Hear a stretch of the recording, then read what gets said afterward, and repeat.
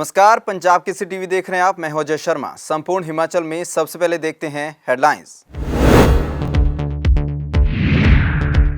मंडी में छलका मुख्यमंत्री जयराम ठाकुर का दर्द। उपचुनाव में मिली हार पर बोले, मंजिल के करीब पहुंचकर मंजिल हासिल न होने का दुख ज्यादा होता है। कांग्रेस को कुछ जगह मिला सहानुभूति का ज्यादा फायदा। कृषि मंत्री वीरेंद्र कंवर ने किया 2022 में प्रदेश में एक बार फिर से भाजपा सरकार बनने का दावा। कहा, उपचुनाव में हुई हार के कारणों पर होगी चर्चा। कांग्रेस का सरकार और मुख्यमंत्री पर बड़ा निशाना। कहा, प्रदेश सरकार खो चुकी है जनता का विश्वास। जयराम ठाकुर हैं कमजोर मुख्यमंत्री। उपचुनाव में मिली हार का गुस्सा जनमंच में अधिकारियों पर निकाल रहे मंत्री। और सिरमौर के 85 वर्षीय शंभू शरण शर्मा ने पेश की मिसाल। राज्य स्तरीय प्रतियोगिता में शॉटपुट, जेवलिन थ्रो और डिस्कस थ्रो में जीते गोल्ड मेडल। मुख्यमंत्री जयराम ठाकुर आज अपने गृह जिला मंडी पहुंचे और यहां पर मीडिया से रूबरू हुए। इस दौरान मुख्यमंत्री के चेहरे पर उपचुनाव में हुई हार का दर्द साफ झलकता हुआ दिखाई दिया। मुख्यमंत्री ने कहा कि मंडी लोकसभा सीट वो सिर्फ 1% वोट के अंतर से हारे और मंजिल के करीब पहुंचकर मंजिल हासिल न हो, इसका दुख ज्यादा होता है। अगर 4000 वोट की बढ़त मिल जाती तो उपचुनाव का परिणाम कुछ और होता। मुख्यमंत्री ने कहा कि पीड़ा दुखदायक है, लेकिन 2022 के लिए पूरे जोश जुनून के साथ मैदान में उतरा जाएगा। साथ ही मुख्यमंत्री ने कहा कि अन्य मुद्दों के साथ साथ ओवर कॉन्फिडेंस भी हार की वजह बना। वहीं कांग्रेस को कुछ इलाकों में सहानुभूति का ज्यादा फायदा मिला। सरकारें आज से पहले भी रही हैं और उपचुनाव सभी सरकारों ने जीते हैं। अपनी सरकार के दौरान ऐसा भी नहीं रहा है, चाहे भाजपा की रही चाहे कांग्रेस की रही, सरकार में रहते हुए चुनाव हारे।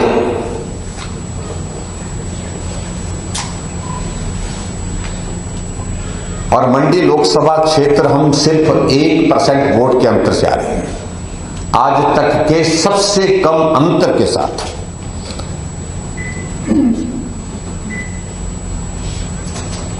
मंडी लोकसभा का ये जीत हार का परिणाम रहा है, जहां आने वाले समय के लिए जो हमारे विकास के एजेंडा है, विकास की हमारी योजना है, उनको प्रभावित नहीं होने देंगे और जोश और जुनून के साथ काम करने के लिए सरकार में भी काम करेंगे और जोश जुनून के साथ हम संगठन में भी काम करने के लिए तैयारी कर रहे हैं।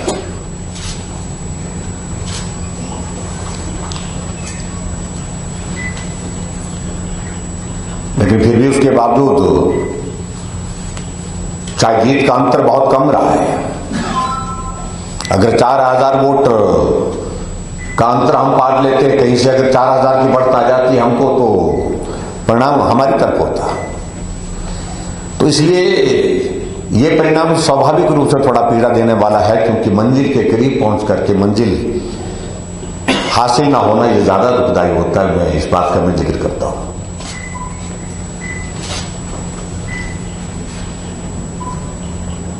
लेकिन कोई बात नहीं, हम तो उसी तरह से डटेंगे, बिल्कुल पूरी तरह से। ये मैं बड़ा स्पष्ट करना चाह रहा हूं। कृषि मंत्री वीरेंद्र कंवर ने 2022 में प्रदेश में एक बार फिर से बीजेपी सरकार बनने का दावा किया है। शिमला में मीडिया से बातचीत के दौरान वीरेंद्र कंवर ने कहा कि उपचुनाव में मिली हार पर मंथन किया जाएगा और 2022 में प्रदेश में एक बार फिर भाजपा सरकार बनेगी। वहीं प्रधानमंत्री मोदी द्वारा कृषि कानूनों को वापस लेने के फैसले पर उन्होंने इसे राष्ट्रहित में लिया फैसला बताया। मोदी जी ने कहा है कि अगर हमने किसानों को समझाने की पूरी कोशिश की है, लेकिन हो सकता है कि किसान हमारी बात नहीं समझ पाए, इसलिए हम उनको वापस ले रहे हैं। दूसरा, अब हम पहले भी ये कहते रहे हैं कि ये आंदोलन किसान आंदोलन नहीं है, ये विशुद्ध रूप से ये राजनीतिक आंदोलन है और देश की जनता जो है वो उसको जान चुकी है। और मुझे लगता है कि नरेंद्र मोदी जी ने अपना काम बखूबी से किया है। अब देश की जनता जो है उसमें, तो हमारी जो परंपरागत फसलें मक्की और गेहूं है, उससे किसान की आय जो है वो नहीं बढ़ सकती, क्योंकि हम पंजाब हरियाणा, जैसे मैं कहता हूं कि हम उनका मुकाबला नहीं कर सकते। हमें वैकल्पिक व्यवस्था की तरफ जो है वो जाना पड़ेगा, और वो वैकल्पिक व्यवस्था ये हो सकती है कि हम डाइवर्सिफिकेशन ऑफ क्रॉप्स की क्रॉप्स पैटर्न्स को जो है वो हम बदलें, और कैश क्रॉप की तरफ जो है, नकदी फसलों की तरफ जो है वो किसान को ले जाए। और इसमें जहां हमने बागवानी में आज पूरे देश के अंदर हिमाचल की एक बहुत बड़ी इकोनॉमी है 5,000 करोड़ की, और इसी तरह से जो हिमाचल प्रदेश की सरकारों ने जो प्रयास किए हैं डाइवर्सिफिकेशन ऑफ क्रॉप्स में, उससे आज 5,000 करोड़ से ज्यादा की हमारी जो फसलें हैं, जो वेजिटेबल्स इकोनॉमी जो है वो बनी है। ये हम अभी प्रदेश की कार्य समिति होगी, हम उसका आकलन करेंगे कि पूर्व में हमसे कहाँ कोई कमी रह गई है, तो हम उन कमियों को दूर करते हुए हम फिर से जो है वो आगे बढ़ेंगे और 2022 में भारतीय जनता पार्टी प्रदेश के अंदर सरकार बनाएगी। कांग्रेस ने भाजपा और मुख्यमंत्री जयराम ठाकुर पर बड़ा सियासी हमला किया है। शिमला में मीडिया से बातचीत के दौरान कांग्रेस प्रवक्ता नरेश चौहान ने कहा कि उपचुनाव में निराशाजनक परिणाम सामने आने के बाद जनमंच के जरिए अधिकारियों को जनता के सामने डांटने का, धमकाने का काम किया जा रहा है। जनमंच आज के वक्त में मौज मस्ती का मंच बन गए हैं। साथ ही नरेश चौहान ने कहा कि प्रदेश सरकार पूरी तरह से फेल हो चुकी है। 4 साल में जनता से किए वादे पूरे नहीं हुए हैं। सीएम जयराम ठाकुर पर बड़ा निशाना साधते हुए नरेश चौहान ने कहा कि जयराम ठाकुर एक कमजोर मुख्यमंत्री हैं। जयराम जी वीक मुख्यमंत्री है। इनकी अपनी सरकार पे, अपने मंत्रियों पे, अपने एडमिनिस्ट्रेशन पे, अपने ब्यूरोक्रेट्स पे कहीं कोई पकड़ नहीं। क्या लोगों को इस जनमंच से फायदा हो रहा है? ये केवल एक खाने पीने का, मिलने जुलने का एक कार्यक्रम तो नहीं बन के रह गया। कि सरकार ने लोगों का विश्वास, जनता का विश्वास, हिमाचल प्रदेश की जनता का विश्वास ये सरकार खो चुकी है। देखिए, जो जनमंच का ये जो कार्यक्रम है सरकार का, कल काफ़ी समय के बाद दोबारा शुरू कोशिश की है, लेकिन जिस प्रकार आज सुर्खियां अखबारों में भी, सोशल मीडिया में भी, इलेक्ट्रॉनिक्स मीडिया में काफ़ी जगह सुर्खियों में रही है इनका कल का जो जन जागरण था, कि कई जगह प्रयास किया गया कि लोग अपनी बात जो वहाँ मंत्री तक ना पहुँचे। ऐसी घटना कुल्लू में भी हुई, जिसमें एक व्यक्ति अपनी समस्याओं को लेके बोल रहा था तो बीच में जाके अधिकारी ने उनका माइक बंद कर दिया। तो ये सारी बातें और भी कई जगह ऐसे हुए जो पिछले जनमंच हुए। क्या सरकार ने कोई डाटा आज तक प्रदेश की जनता के सामने रखा कि उसमें आप इतना खर्चा कर रहे हो, एक सरकारी कार्यक्रम को चला रहे हो, इसके आउटकम क्या निकला? क्या लोगों को इस जनमंच से फ़ायदा हो रहा है? ये केवल एक खाने पीने का और मिलने जुलने का एक कार्यक्रम तो नहीं बन के रह गया। ये ठीक है कि सरकार को जिस प्रकार हिमाचल प्रदेश की जनता ने, जो अभी 4 चुनाव थे, बाई इलेक्शंस थे, 3 विधानसभा के और 1 लोकसभा का, जिस प्रकार के परिणाम सामने आए, अपना लोगों के बीच जो जनमत था वो खो चुकी। जो भी लोगों का विश्वास इस सरकार पे है, वो इस 4 जो रिजल्ट्स आए हैं बाई इलेक्शंस के, उसके बाद हम दावे के साथ कह सकते हैं कि सरकार ने लोगों का विश्वास, जनता का विश्वास, हिमाचल प्रदेश की जनता का विश्वास ये सरकार खो चुकी।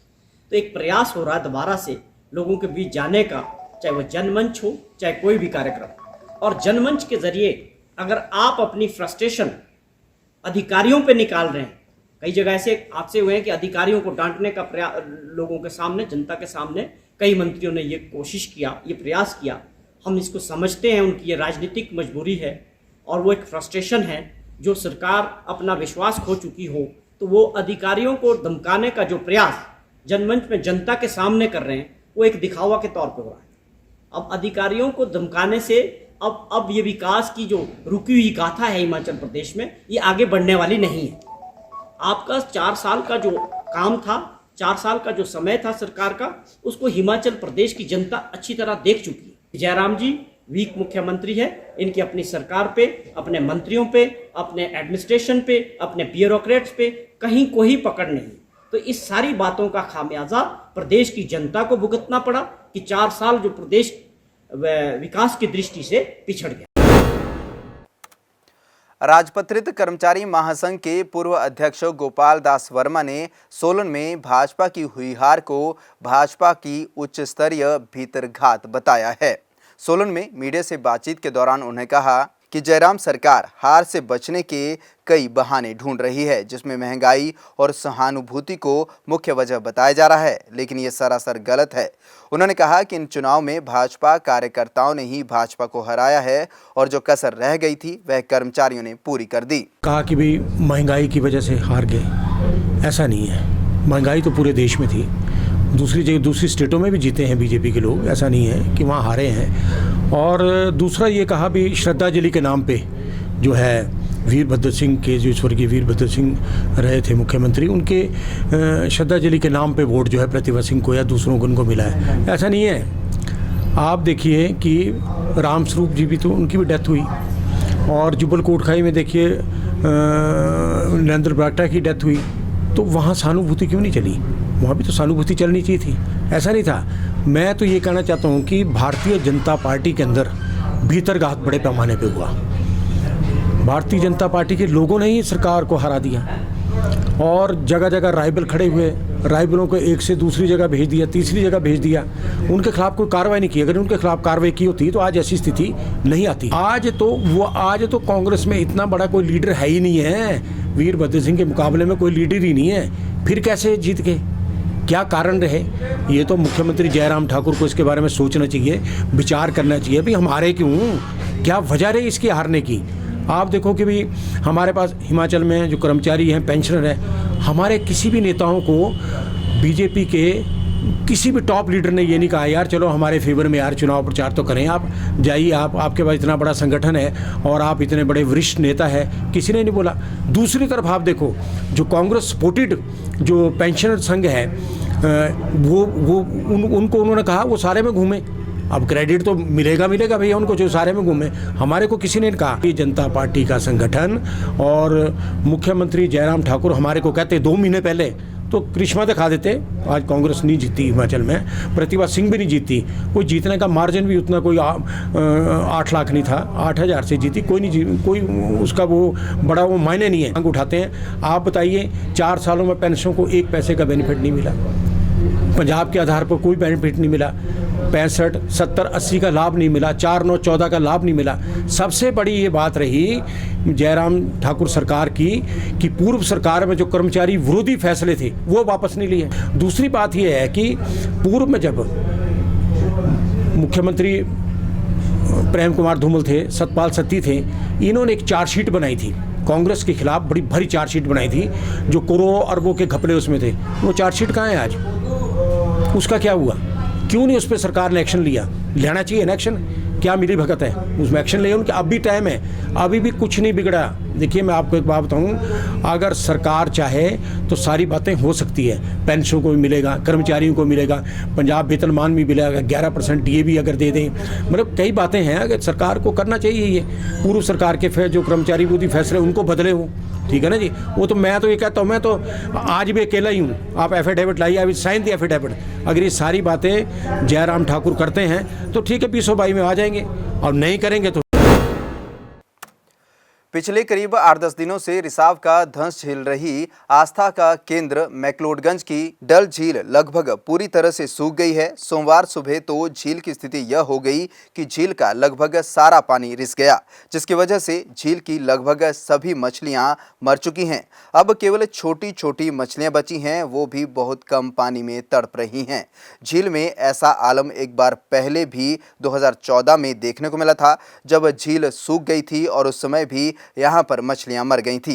वहीं एसडीएम शिल्पी बेगटा ने कहा कि पहले मछलियों को बचाने का प्रयास किया जा रहा है, उसके बाद आईपीएच, पीडब्ल्यूडी और मत्स्य विभाग के अधिकारियों के साथ बैठक कर इसको लेकर आगे की रूपरेखा बनाई जाएगी। देखिए, जो हमारे पास इंफॉर्मेशन आई थी पिछले कल और आज सुबह कि यहाँ पे पानी जो है अचानक से ख़त्म हो गया है, रिसाव हो गया है। उसके उपरांत हम सुबह यहाँ आए थे एक्सन आईपीएच और एक्सन पीडब्ल्यूडी के साथ। फ़िलहाल पानी छोड़ा जा रहा है ताकि जो मछलियाँ हैं वो सस्टेन कर पाएँ, मोर्टेलिटी ज़्यादा ना हो। दूसरा है जो एक्सन साहब हैं पीडब्ल्यूडी, उनको बोला गया है कि एक बारी हम रेस्क्यू करवाते हैं, फिर एक रिपोर्ट आएगी मौके की कि क्या किया जा सकता है ताकि भविष्य में ऐसी चीज़ें ना हों। प्राथमिकता मछलियों को सुरक्षित किसी जगह स्थानांतरित करने की ही रहेगी। जो इस समय फिशरीज़ डिपार्टमेंट से आए हैं वो सब इस बारे में कार्य कर रहे हैं। चलिए बात करते हैं जिला सिरमौर के 85 वर्षीय शंभूषण शर्मा की। 85 साल की उम्र में जहां पर अधिकांश लोगों के लिए चलना फिरना भी मुश्किल हो जाता है, तो वहीं इस उम्र में इन्होंने राज्य स्तरीय प्रतियोगिता में 3 गोल्ड मेडल हासिल किए हैं। पेश है ये खास रिपोर्ट।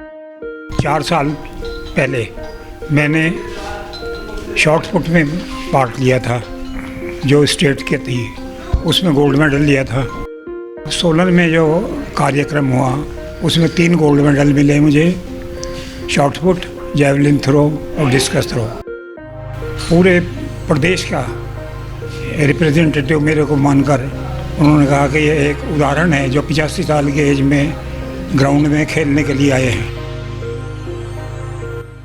कहते हैं कि अगर दिल में कुछ कर गुजरने की तमन्ना हो तो कुछ भी करना कठिन नहीं। ऐसा ही कुछ कर दिखाया है नाहन शहर के रहने वाले 85 वर्षीय शंभूशरण शर्मा ने। दरअसल Himachal Pradesh masters games association द्वारा कृषि विश्वविद्यालय नौनी में 2 दिवसीय राज्य स्तरीय प्रतियोगिता का आयोजन किया गया था, जिसमें विभिन्न प्रकार की प्रतियोगिताओं का आयोजन हुआ। इस प्रतियोगिता में भाग लेकर नाहन शहर के 85 वर्षीय SS शर्मा ने अपनी प्रतिभा का अद्भुत प्रदर्शन करते हुए 3 गोल्ड मेडल अपने नाम किए और इन मेडलों को जीतकर उन्होंने युवाओं में भी एक मिसाल कायम की है।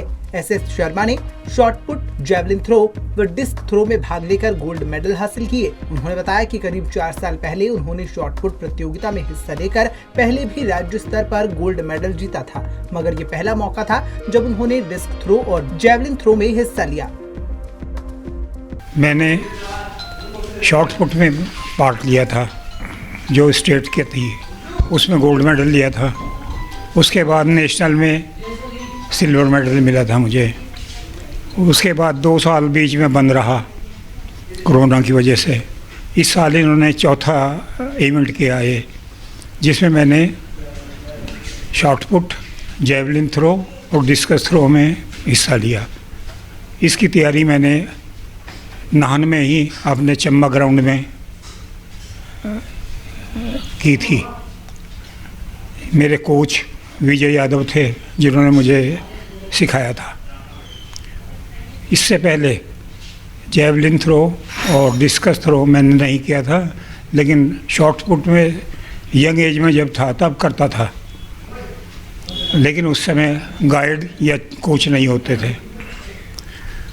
17 साल की उम्र में किया, उसके बाद 80 साल की उम्र में शुरू किया, क्योंकि मेरा स्वास्थ्य ठीक था। अब सोलन में जो कार्यक्रम हुआ उसमें 3 गोल्ड मेडल मिले मुझे, शॉर्ट पुट, जैवलिन थ्रो और डिस्कस थ्रो।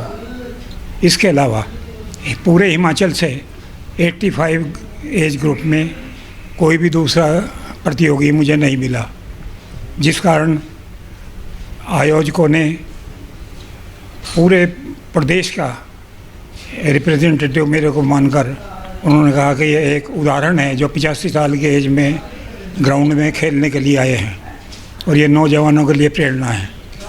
मुझे खेल के मैदान से मंच पर बुलाया। ओपनिंग में DC सोलन कृतिका कुल्हाड़ी जी आई हुई थी और मंच पर बुलाकर उनके साथ बिठाया, मुझे पूरा सम्मान दिया। सम्मान के लिए अलग से मुझे award of guest, honour of guest मिला।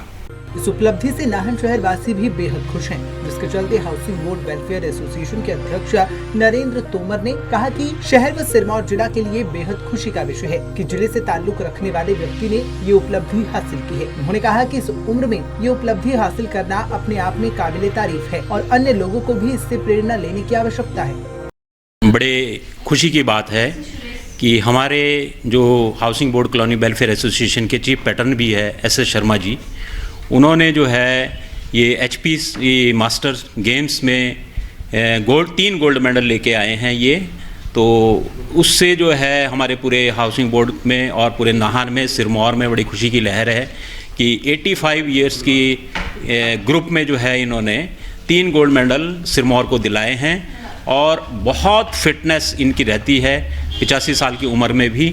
और पिछले कोविड से पहले भी इन्होंने जो है एक गोल्ड मेडल लिया था उसमें शॉर्ट फुट में, और इस बार इन्होंने शॉर्ट फुट, जेवलिन थ्रू और डिस्कस थ्रो 3 में जो है इन्होंने गोल्ड मेडल लिए हैं। तो ये बड़ी खुशी की बात है।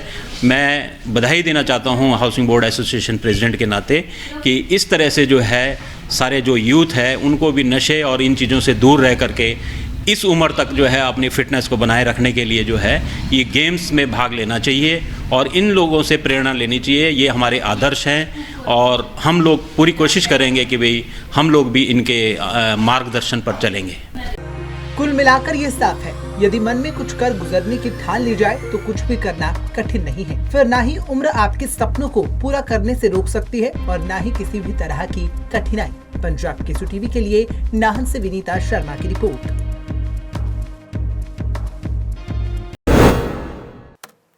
इस बुलेटिन में फिलहाल इतना ही। अजय शर्मा को दीजिए इजाजत। नमस्कार।